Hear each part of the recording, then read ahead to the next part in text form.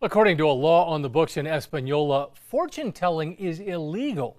Now, one city councilor wants to repeal that ordinance, saying the law is an attack on the freedom of speech, while others in the community say repealing the law would be an attack on the Christian faith. News 13's Marilyn Upchurch was in Española today and has that story.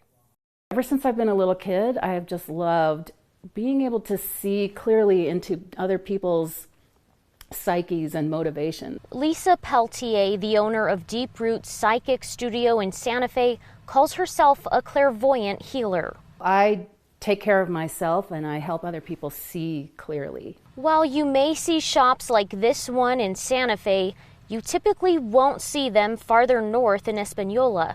That's because it's technically not allowed, according to an ordinance created in the 1900s, which says it's illegal to practice, quote, fortune telling, palmistry, reading futures, and the like. This ordinance is outdated. It's not enforced.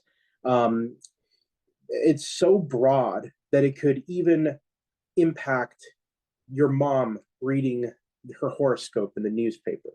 Española City Councilor Sam Ledoux hopes to repeal the ordinance, saying it's an attack on free speech and freedom of religion. He says tarot cards are already being sold in the community, and he doesn't want any potential litigation to pop up because of the unenforced ordinance. This actually doesn't prohibit sales directly, it prohibits the practice. So you can probably sell these items, but if you read your horoscopes, you're technically violating the law. Meanwhile, the mayor and others in the community say allowing those activities wouldn't reflect the culture of the area.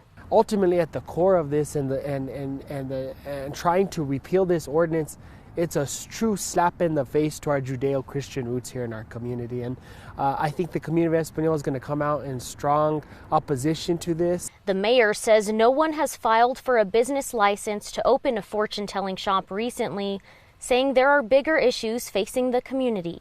I don't see 40 fortune tellers knocking on the door to come in to do business in our city, so I don't see where the urgency comes from. While Peltier doesn't call herself a fortune teller, she hopes to see people be able to express themselves freely. To me, it looks like a healing that this has even come up in Española. Some people might perceive what I do as quirky, outlandish, and weird, but you know, I love helping people. In Española, Marilyn Upchurch, KRQE News 13.